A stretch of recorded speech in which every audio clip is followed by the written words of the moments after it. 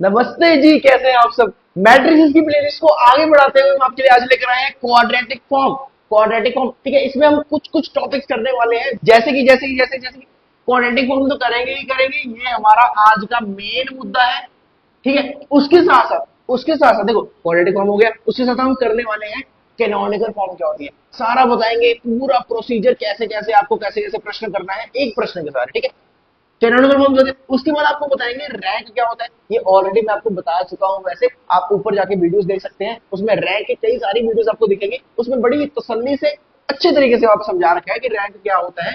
थोड़ा सा आज आइडिया आपको या थोड़ी सी रिवीजन होने वाली है रैंक की, ठीक है। उसके बाद हम आपको बताएंगे ट्रेस क्या होता है, ये भी मैंने आपको बताया हुआ कहां पे, आइगन वैल्यूज वाली वीडियोस में। अगर नहीं देखे तो कृपया जाकर देख लीजिए, ठीक है। उसके बाद हम आपको बताएंगे इंडेक्स क्या होता है, सिग्नेचर क्या होता है, ये कुछ कुछ नई टर्म्स है आपके लिए, स्टार बना लो।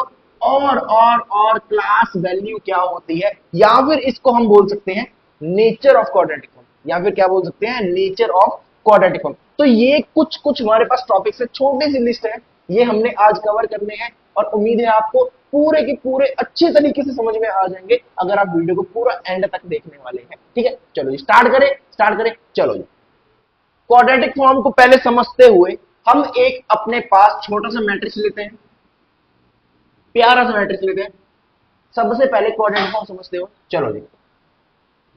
यहां पर हमने लिया एक मैट्रिक्स, ठीक है। इसके अंदर हम कुछ कुछ वैल्यूज लेने वाले हैं, जैसे जनरल फॉर्म में लेते हैं सबसे पहले A11, A12, A13, ठीक है। चलो इतना सबको पता है, A21, A22, A23, A31, A32 और यहाँ पे A33। चलो कुछ समझ में आया, कुछ समझ में आया। हाँ भाई साहब, आपने एक मैट्रिक्स बनाया है जिसमें आपने जनरल फॉर्म्स लिखी हैं, अब इसमें कुछ वैल्यूज भी डालनी होती है, ठीक है। वो अभी नहीं डालेंगे, पहले समझ लो थोड़ा सा। चलो जी, A11 मैंने बोला आपको कि यहां पे लिखो x, यहां पे लिखो y, यहां पे लिखो z, जिसको आजकल की जनरेशन z बोल के बुलाती है, ठीक है। चलो यहां पे लिखो x, यहां पे लिखो y, यहां पे लिखो z। डन है। चलो इतनी बात हमें समझ में आती है। भाई सब क्यों लिखना है, अभी समझेंगे। देखो हमने पकड़ा सबसे पहला एलिमेंट जो कि क्या है, A11, ठीक है। हमने इसकी पोजीशन देखी कहां पे, देखो यहाँ पे x, यहाँ पे x, तो मतलब कि ये बन गया हमारे पास x का स्क्वायर, ये बन गया हमारे पास x का स्क्वायर। इतनी क्लियर है। चलो ये लो, यहाँ पे अभी एक्स एक्स लिखते हैं अब, ठीक है। बहुत बढ़िया। चलो हमने पकड़ा अगला एलिमेंट A12। चलो जी इसकी पोजीशन पकड़ो, यहाँ पे x, यहाँ पे y, तो ये बन गया एक्स वाई। बहुत बढ़िया। ऐसे ही हमने पकड़ा A13, ठीक है, यहाँ से x, यहाँ से z, चलो एक्स जेड हो गया। बहुत बढ़िया।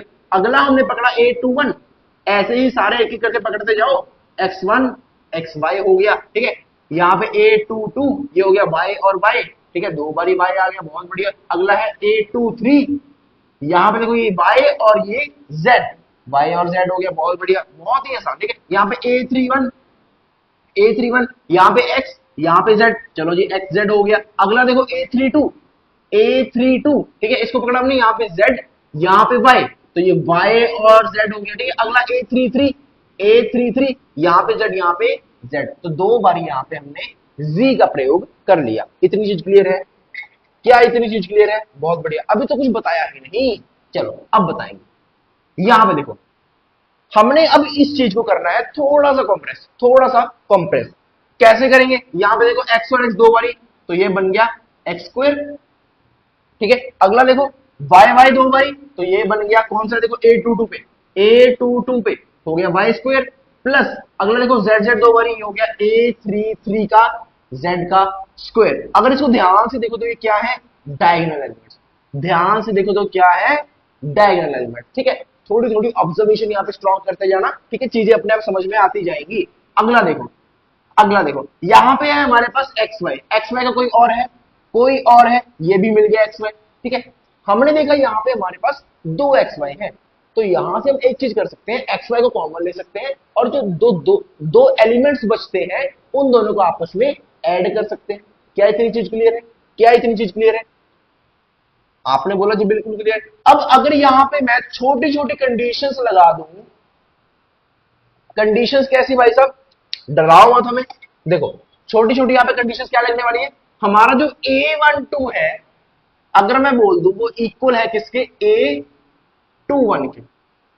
अगर मैं कंडीशन लगा दूं A12 किसके इक्वल है, 1 के। मतलब कि देखो अगर 1 2 है तो इसका उल्टा कर देना, क्या हो जाएगा 2 1। अगर 3 1 है उल्टा कर दो 1 3। मतलब कि देखो अगर ये A 1 3 है तो ये किसके इक्वल होगा A 3 1 के। ठीक है, अगर देखो A 2 3 जो है, A 2 3 जो है किसके इक्वल होगा A 3 2 के। ठीक है, ये तीन कंडीशंस मैंने यहाँ पे लगाई, ये तीन कंडीशंस मैंने यहाँ पे लगाई। ठीक है, अगर ज्यादा बड़ा मैट्रिक्स होता तो और कंडीशंस लगती। ठीक है ना, बात समझ में आ रही है। मतलब कि कहने का मतलब क्या है, जो भी है उसको उल्टा कर दो। अगर 1 2 है तो उसको 2 1 कर दो और उन दोनों को आप बराबर रख दो, उन दोनों को आप बराबर रख दो। क्यों बराबर रख रहे हैं, थोड़ी देर रुक जाओ, सारा कुछ समझ में आ जाएगा। ठीक है, चलो जी, हमने बराबर रख दिया। यहां पे देखो ये एक्स वाई और ये एक्स वाई, तो मतलब कि यहां से क्या मैं इसको दोनों को A 1 2 या दोनों को A 2 1 बोल सकता हूं। आप बोलोगे बिल्कुल बोल सकते हो। तो मैंने क्या यहाँ पे ऐसा अगर मैं लिख दूं कि twice of A 1 2 X Y, क्या कुछ गलत होगा, क्या मेरे पे केस होगा नहीं, बिल्कुल नहीं होगा। ठीक है, चलो अगली बात यहां पे है एक्स जेड, यहां पे है एक्स जेड और एक्स जेड का उल्टा क्या होगा जेड एक्स। ठीक है, मतलब कि ये देखो एक्स जेड ये वाला और जेड एक्स मतलब ये वाला, मतलब कि ये दोनों A 1 3 और A 3 1। तो इसको मैं ट्वाइस करके लिख सकता हूं A 1 3। ठीक है, एक्स जेड, बहुत बढ़िया। आप बोलोगे लिख सकते हो जी भाई साहब, बिल्कुल लिख सकते हो। चलो अगला अगला अगला A 2 3 और A 3 2, क्या इन दोनों को लिख सकता हूं, बिल्कुल लिख सकता हूं, क्योंकि A 2 3 है, इसको उल्टा कर दिया A 3 2 से। चलो जी, इसको भी ट्वाइस करके लिख देते हैं। तो ये हो गया twice of A 2 3, twice of A 2 3, ये हो गया एक्स सॉरी वाई जेड। ठीक है, बात समझ में आई। देखो ये वाई जेड, यहां से देखो तो जेड और वाई। ठीक है, इतनी बात समझ में आती है। ये इक्वेशन अगर आपको समझ में आ गई तो भाई साहब यही इक्वेशन को हम आजकल प्यार से बोलते हैं क्वाड्रेटिक फॉर्म। यही इक्वेशन को हम क्या बोलते हैं, क्वाड्रेटिक फॉर्म। ठीक है, ये है क्वाड्रेटिक फॉर्म आपके पास, ये है।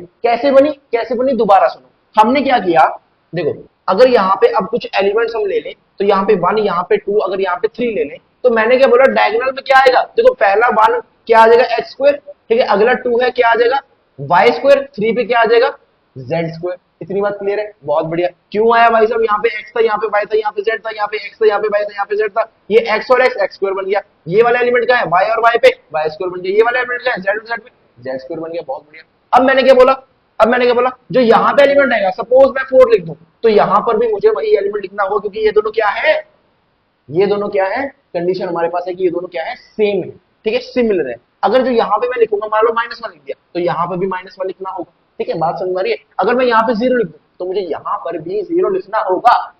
ये कंडीशन है किसकी, क्वाड्रेटिक फॉर्म की, कि जो भी आपके पास ये वाले एलिमेंट्स होंगे, ऐसे ऐसे वाले जो राइट से लेफ्ट में डायगोनल बना रहे हैं, राइट टू लेफ्ट में। ठीक है, लेफ्ट टू राइट में नहीं, राइट टू लेफ्ट में जो डायगोनल बना रहे हैं, वो क्या होने चाहिए, आपस में सेम होने चाहिए। चलो जी, हमने सेम लिख दिया। अब इसकी अगर क्वाड्रेटिक फॉर्म बनाना चाहे तो हमने डायगोनल का तो प्रयोग करके ये बना ली।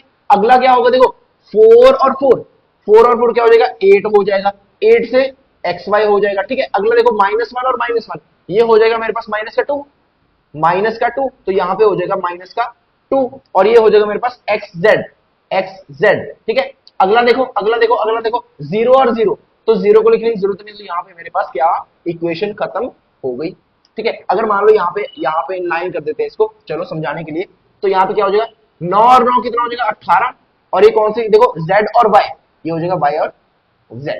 क्या बात समझ में आती है, नहीं आई। चलो एक और एग्जांपल लेते हैं, बात को पूरी समझ में आपको दिलाकर रहेंगे। यहाँ पे देखो एक और एग्जांपल,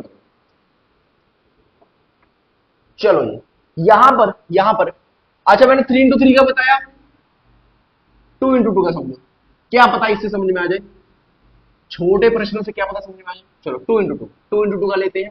हमने यहाँ पे लिखा 1, यहाँ पे लिखा 2।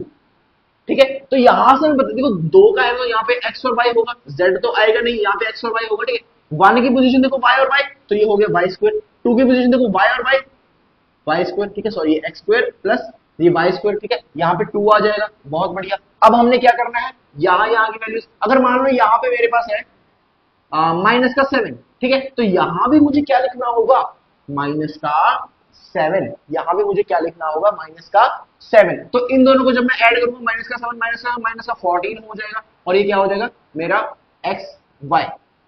समझ में आया, ये मेरे पास जो इक्वेशन बनती है इसको मैं बोलता हूं क्वाड्रेटिक फॉर्म। इसको मैं प्यार से क्या बोलता हूं, क्वाड्रेटिक फॉर्म। इतनी चीज क्लियर है, बहुत बड़ी।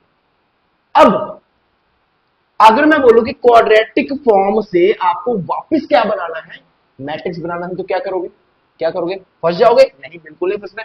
हमने क्या सीखा कि हमने मैट्रिक्स से क्वाड्रेटिक फॉर्म बना लिया, लेकिन अगर हमें एग्जामिनर बोलते कि भाई साहब मैं आपको क्वाड्रेटिक फॉर्म ही दे रहा हूं, आप मुझे मैट्रिक्स बना के दो, तो आपने घबराना नहीं है। आपने क्या करना है, देखो यहां देखो एक्स स्क्वायर पकड़ो, वाई स्क्वायर पकड़ो, जेड देखो कहीं पे है, कहीं पे है, कहीं पे है, कहीं पे नहीं है। कितने वेरिएबल्स है, कितने वेरिएबल्स है, आप बोलोगे दो वेरिएबल्स है, तो दो वेरिएबल्स है, वहां पे एक चीज समझ जाना कि ऑर्डर क्या होने वाला है, 2 into 2।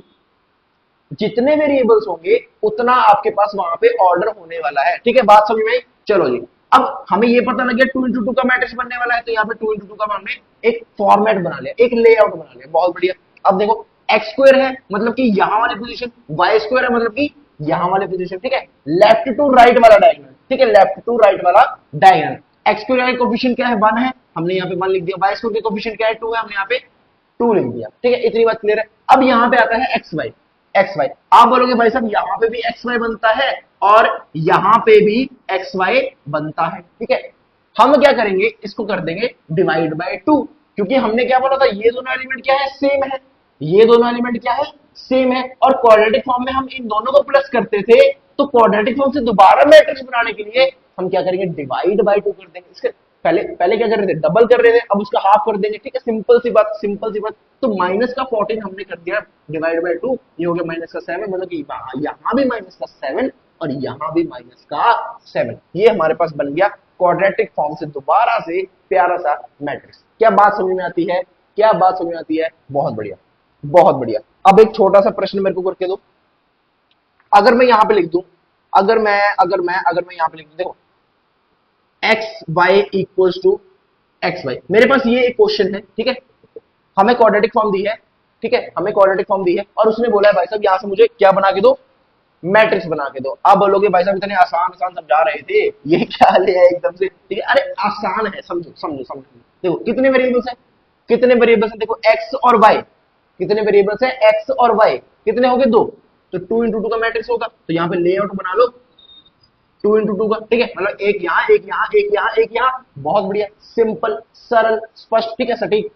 एक्स और वाई है, ठीक है, एक्स और वाई, क्या कोई एक्स स्क्वायर दिख रहा है, नहीं दिख रहा, तो मतलब कि क्या होगा, 0 होगा। क्या कोई वाई स्क्वायर दिख रहा है, नहीं दिख रहा, तो क्या होगा, 0 होगा, ठीक है, बहुत बढ़िया। अब एक्स वाई तो दिख रहा है, ये यहाँ पे एक्स वाई आएगा, यहाँ भी एक्स वाई आएगा, ठीक है। हमने क्या बोला था, क्वाड्रेटिक फॉर्म से जब मैट्रिक्स में करना होगा तो इसको डिवाइड बाय क्या करेंगे, 2 करेंगे, ठीक है। तो 1 को डिवाइड बाय 2 किया, देखो इसका कोएफिशिएंट कुछ नहीं है, तो मतलब कि 1 है, 1 का डिवाइड बाय 2 किया तो 1/2, यहाँ पे 1/2, ये बन गया हमारे पास मैट्रिक्स, ये बन गया हमारे पास मैट्रिक्स। समझ में आ गई बात, बात समझ में आ गई। एक और एग्जांपल, एक और एग्जांपल, चलो जी एक और एग्जांपल लेते हैं, बड़ा वाला ले, बच्चे बोल रहे हैं बड़ा वाला लो, चलो जी 3 into 3 का लेते हैं, उससे ऊपर आएगा नहीं, आपको गारंटी है, उससे ऊपर आपको नहीं आएगा, ठीक है, टेंशन मत लिया करो, जितना आपको आएगा उतना हम पूरा आपको कराएंगे, ठीक है, कुछ भी छोड़ेंगे नहीं।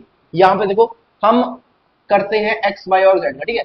अगर मैंने लिख दिया x square plus plus plus plus 2xy plus का लिख दिया 7xz और प्लस का लिख दिया जेड स्क्वायर, चलो जी मुझे इसकी बना के दो, सॉरी इसका बना के दो मुझे मैट्रिक्स, इसका बना के दो मुझे मैट्रिक्स। आप बोलोगे भाई साहब बहुत आसान है, मुझे कितने वेरिएबल्स दिख रहे हैं, एक्स दिख रहा है, भाई साहब बहुत बढ़िया, एक हो गया, हमें वाई दिख रहा है, एक और हो गया, हमें उसके बाद जेड भी दिख गया, एक और हो गया, चलो जी 3 वेरिएबल्स हमारे पास आ गए, मतलब कि ऑर्डर कितना रहने वाला है, 3 into 3 का रहने वाला है। चलो जी एक लेआउट बना लो, लेआउट बना लो 3 into 3 का, बहुत बढ़िया। हमने एक चीज सीखी थी कि डायगोनल तो ये वाला डिफरेंट हो सकता है, लेकिन जो राइट टू लेफ्ट वाला डायगोनल जो ऊपर से नीचे यहाँ से आएगा वो डिफरेंट नहीं होगा, वो सेम सेम होगा, ठीक है, मतलब कि वहां से डिवाइड बाय 2 करना होगा। यहाँ पे देखो एक्स स्क्वायर की कोई टर्म है, ये रही, तो मतलब कि इसका कोफिशिएंट क्या आएगा, एक्स स्क्वायर की जगह पे यहाँ देखो एक्स, यहाँ पे वाई, यहाँ पे जेड, यहाँ पे एक्स, यहाँ पे वाई, यहाँ पे जेड, ठीक है, यहाँ पे वाई स्क्वायर आएगा, यहाँ पे जेड स्क्वायर आएगा, ठीक है। वाई स्क्वायर कुछ है, वाई स्क्वायर कुछ है, नहीं दिख रहा, 0 डाल दो बिना सोचे समझे। जेड स्क्वायर कुछ है, दिख गया भाई साहब, दिख गया दिख गया दिख गया, 1 है, चलो जी 1 डाल दो, बहुत बढ़िया। अब रह गए ये वाले, रह गए ये वाले, देखो यहाँ पे 2xy है, xy कहां पे बनेगा, x और y, एक यहाँ पे और एक यहाँ पे। मैंने क्या बोला था, डिवाइड बाय 2 करना है, 2 को डिवाइड बाय 2 करो, क्या आ गया, 1 आ गया, तो यहाँ भी 1 और यहाँ भी 1 आ गया, बहुत बढ़िया। अगला क्या है 7xz, एक्स जेड कहां पे पड़ेगा, तो एक्स और जेड एक यहां पे और एक यहां पे, 7/2 करो तो 7/2, यहां भी 7/2।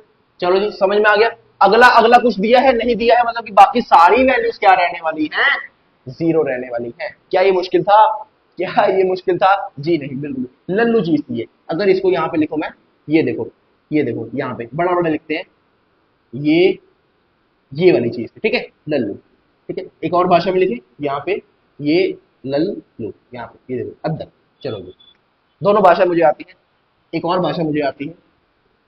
चलो चलो इतना समझ में आ गया, बहुत बढ़िया, तालियां मार लो अपने लिए। अब हम करने वाले हैं इसके बाद एक क्वेश्चन करेंगे, उसमें सारा कॉन्सेप्ट आपको समझ में आ जाएगा, लेकिन उससे पहले आपको बता दें रैंक क्या होता है, ठीक है। उसके बाद ट्रेस क्या होता है, ठीक है, जो हमने आपको वादे किए हैं शुरुआत में। उसके बाद इंडेक्स क्या होता है, सिग्नेचर क्या होता है, ठीक है। उसके बाद करते हैं क्लास वैल्यू क्या होती है, ठीक है। समझो यहाँ पे समझो। देखो सबसे पहले रैंक क्या होता है, रैंक क्या होता है, आप जब एक मैट्रिक्स को एक्लन फॉर्म से कन्वर्ट करते हो, ठीक है, जब आप मैट्रिक्स को एक्लन फॉर्म से कन्वर्ट करते हो तो उसमें जो नॉन जीरो रोज आती है, देखो जो नॉन जीरो रोज आती है, देखो सबसे इजी वाला मेथड है ये। इसमें डिटर्मिनेट वाला मेथड भी है, वो आप सारा देख सकते हो, मैंने पूरा बता रखा है, अच्छे से बता रखा है, ठीक है। जितनी नॉन जीरो रोज होंगी उतना उसका क्या होगा, रैंक होगा। हम कैसे डिनोट करते हैं, रो से डिनोट करते हैं, ठीक है, ज्यादा इस पर टाइम नहीं लगाऊंगा।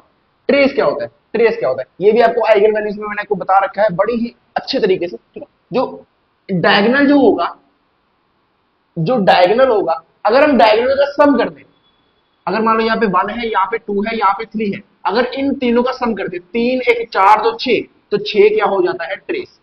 क्या बोलते हैं उसको, क्या हो जाता है, ट्रेस हो जाता है, ठीक है बहुत बढ़िया। अब अगला आता है इंडेक्स, अगला आता है इंडेक्स। इंडेक्स में हम देखेंगे हमारे पास जो आइगन वैल्यूज है, इंडेक्स में क्या देखेंगे, जो हमारे पास आइगन वैल्यूज है, ठीक है। अगर मान लो सारी, अगर चलो एग्जांपल लेते हैं एक, अगर मान लो मेरे पास किसी मैट्रिक्स की आइगन वैल्यूज मैंने निकाली और उसकी आइगन वैल्यूज आ रही है 3 2 और -1, ठीक है। मान लो ये तीन मेरे पास आइगन वैल्यूज आ रही हैं और उसने मेरे से पूछ लिया कि भाई साहब इसका इंडेक्स बताओ, इंडेक्स बताओ। इंडेक्स में मैं बोलूंगा कि मेरे पास कितनी पॉजिटिव आइगन वैल्यूज हैं, कितनी पॉजिटिव आइगन वैल्यूज है। देखो पॉजिटिव कितनी है, 1 2, ये तो नेगेटिव होगी, 1 2, तो मतलब कि इंडेक्स कितना हो गया मेरे पास, 2 हो गया। बात समझ में आई, ठीक है। अब सिग्नेचर में क्या होता है, मैं देखूंगा मेरे पास पॉजिटिव आइगन वैल्यूज कितनी है, माइनस मेरे पास नेगेटिव आइगन वैल्यूज कितनी है, आइगन वैल्यूज लिख लो, वहां पे हाईलाइट कर लो, आइगन वैल्यूज, ठीक है। मेरे पास पॉजिटिव आइगन वैल्यूज कितनी है, मेरे पास नेगेटिव आइगन वैल्यूज कितनी है,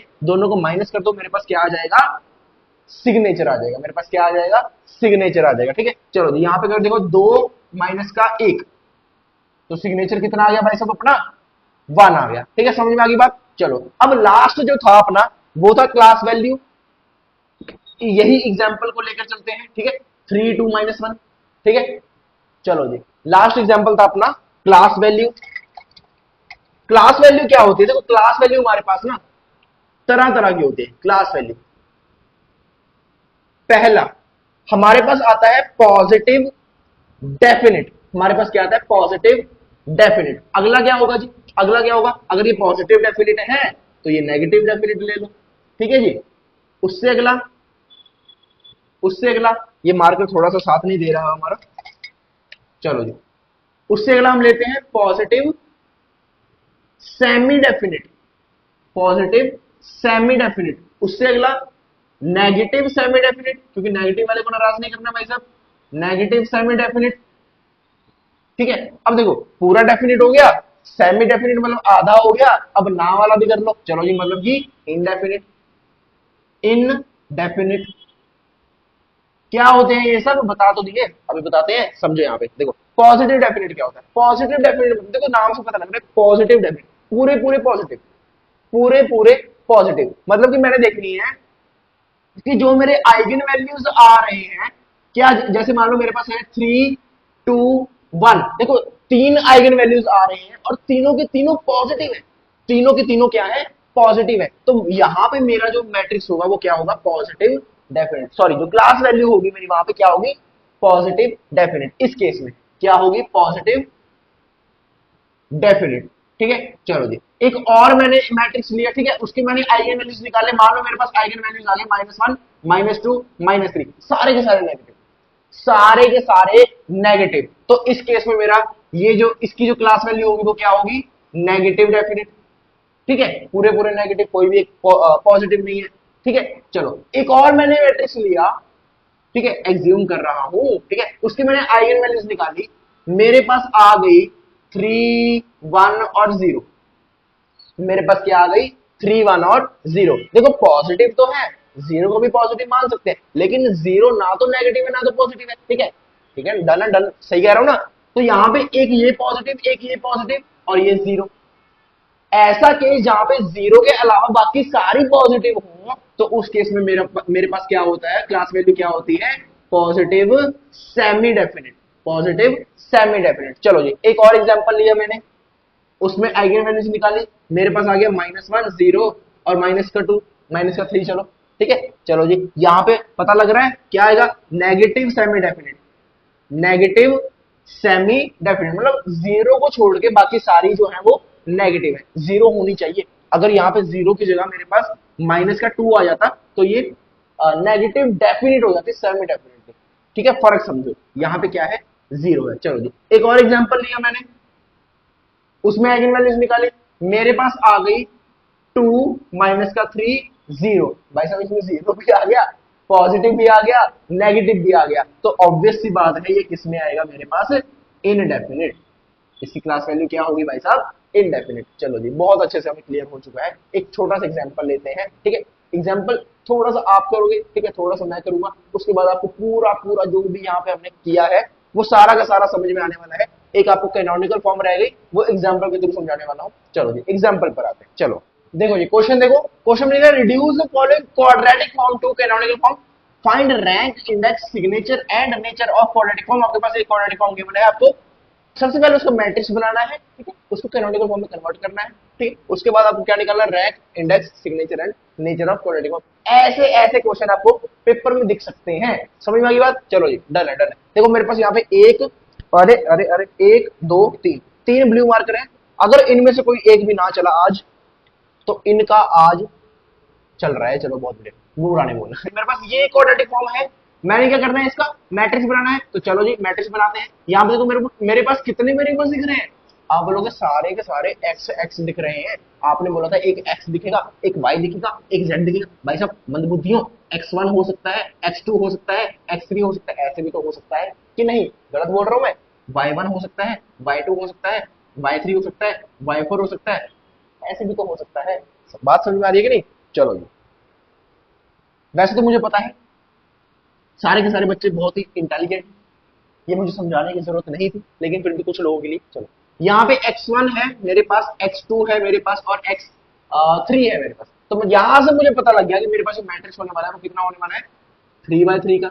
चलो थोड़ा सा इसको छोटा करते हैं, क्योंकि थोड़ा सवाल हमारा ज्यादा लंबा होने वाला है, ठीक है, सारा मैं नहीं करूंगा, इतना अच्छा नहीं हुआ। देखो यहाँ पे मेरे पास 3 × 3 का मैट्रिक्स होने वाला है। देखो x1 का स्क्वायर, यहाँ देखो ये x1, ये x2 और ये x3, ये x1, ये x2 और ये x3, ठीक है। चलो जी, x1 का स्क्वायर कहाँ पे आएगा, यहाँ पे आएगा, x2 का स्क्वायर यहाँ पे आएगा, x3 का स्क्वायर यहाँ पे आएगा। x1 का स्क्वायर ये है, 3 डाल दिया जी, x2 का स्क्वायर ये है, 5 डाल दिया जी, x3 का स्क्वायर ये है, 3 डाल दिया जी, बहुत बढ़िया। अगला देखो x1 x2, x1 और x2 मतलब यहाँ पे और यहाँ पे, ठीक है, -2 है, डिवाइड बाय 2 करो -1, तो यहाँ पे -1, यहाँ पे -1, बहुत बढ़िया। अगला देखो 2, x1 और x3, x1 और x3 2 पे है तो ये 1 आ गया, ये 1 आ गया, कैसे, 2 को डिवाइड किया 2 से, ठीक है, यहाँ से -2 डिवाइड बाय 2 करो तो माइनस का 1 आ गया, ये माइनस का 1 आ गया। क्या मुश्किल था, क्या मुश्किल था, बहुत ही आसान था भाई साहब, बहुत ही आसान था। हमने यहाँ पे मैट्रिक्स बना लिया है, बहुत बहुत बधाई आपको। उसके बाद हम क्या करने वाले हैं, यहाँ पे कैरेक्टरिस्टिक इक्वेशन, कैरेक्टरिस्टिक इक्वेशन बनाने वाले हैं। कैसे बनाते हैं, हमें याद है a माइनस का लैम्डा ही करते थे, डिटरमिनेंट इक्वल टू 0 करते थे, बहुत बढ़िया। हमने क्या करना है, 3 माइनस का लैम्डा यहाँ पे कर दो, देखो 3 माइनस का लैम्डा, 5 माइनस का लैम्डा, यहाँ पे 3 माइनस का लैम्डा, ठीक है। चलो जी, इसके बाद कैरेक्टरिस्टिक इक्वेशन कैसे बनाते थे, याद दिलाओ मुझे, याद दिलाओ। यहाँ पे y cube, sorry lambda cube, क्योंकि 3 × 3 का मैट्रिक्स है, लैम्डा क्यूब, माइनस का आता था यहाँ पे लैम्डा स्क्वायर, ठीक है, प्लस का आता था यहाँ पे लैम्डा, माइनस का आता था यहाँ पे कुछ इक्वल्स टू 0। अब बताओ यहाँ पे क्या है, यहाँ पे क्या है, यहाँ पे क्या बता सकते हो? जी बिल्कुल बता सकते हैं। यहाँ पे हमारे पास आएगा ट्रेस, यहाँ पे हमारे पास आएंगे माइनर्स, और यहाँ पे हमारे पास आएगा डिटर्मिनेंट। ठीक है, ये सब बता रखा है, बड़ी तसल्ली से, बड़ी आराम आराम से बता रखा है, बड़े क्वेश्चंस में बता रखा है, तो आपको उम्मीद है आ जाना चाहिए। ठीक है, यहाँ पे समय बर्बाद ना करते हुए अगर हम डायरेक्ट लिखें यहाँ पे, तो मेरे पास देखो ट्रेस तो ये भी पता लग जाए, तो 3 5 और 3 था ना, 3 5 और 3, तो 3 + 3 6, और 6 + 5 ये हो गया 11, तो यहाँ पे क्या आ गया 11 आ गया जी। ठीक है, अगला माइनस का सम करेंगे तो हमारे पास क्या आएगा 36, डिटर्मिनेंट का नहीं क्या आएगा 36। ठीक है, निकाल के देख लेना, कुछ गलत नहीं बता रहा हूँ, भरोसा रखो। चलो इतना आ गया। इसके बाद हमने निकालने हैं इसके रूट्स। मैंने क्या बोला था, सबसे पहले डायरेक्ट घुसा के देखो 1 -1 2 -2। ठीक है, जहां पे आगे वहां पे रुक जाओ। ठीक है, हमने देखा 1 1 - 11 प्लस 36 - 36, ये नहीं होने वाला, -1 से भी नहीं होने वाला। मैंने 2 लगा के देखा, ठीक है, 2 2 4 4 2 8 हो गया, माइनस का ये 2 2 4, ये 44 हो गया, प्लस का ये हो गया 6 6 12 3 3 6 72, माइनस का 36। ठीक है, चलो इसको अगर हम सॉल्व करते हैं तो यहाँ पर मेरे पास 8 माइनस का 44 प्लस का ये हो जाएगा मेरे पास 6, और ये तो 36 हो गया। ठीक है, यहाँ से मेरे पास अगर मैं 8 निकाल दूं इसमें, तो ये भी 36 होता है, माइनस का प्लस का 36। अरे भाई साहब, ये 0 आ गया। मैंने क्या लिया था, लैम्डा इक्वल टू 2। ठीक है, मेरे पास ये एक रूट बन गया, बहुत बढ़िया। उसके बाद मैंने आपको बोला था डिवीजन वाला मेथड लगा के देखो। ठीक है, इसको नाम दे लो, क्या डिवीजन बोलोगे, क्या बोलोगे। ठीक है, यहाँ पे देखो इसके कोएफिशिएंट 1 -11 1 -11, यहाँ पे आ गया 36, यहाँ पे आ गया माइनस का 36। ठीक है, मैंने क्या बोला था, 1 वाला सबसे पहले, जो सबसे पहले होगा उसको एज इट इज लिख दो। ठीक है, और जो यहाँ पे रूट हमने लिया है उसको यहाँ पे लिख दो। ठीक है, अब हमने क्या करना है, 2 × 1 इंटू में 2 हो गया। ठीक है, यहाँ पे 2 लिख दो। ठीक है, ये प्लस का है, ये कितना आ गया, माइनस का 9 आ गया। अब माइनस का 9 इंटू में 2 करो, माइनस का 18, यहाँ माइनस का 18 लिख दो। ठीक है, 18 18 36 होता है, हमें पता है, तो यहाँ पे आ गया 18 पॉजिटिव का। ठीक है, क्योंकि बड़ा पॉजिटिव है।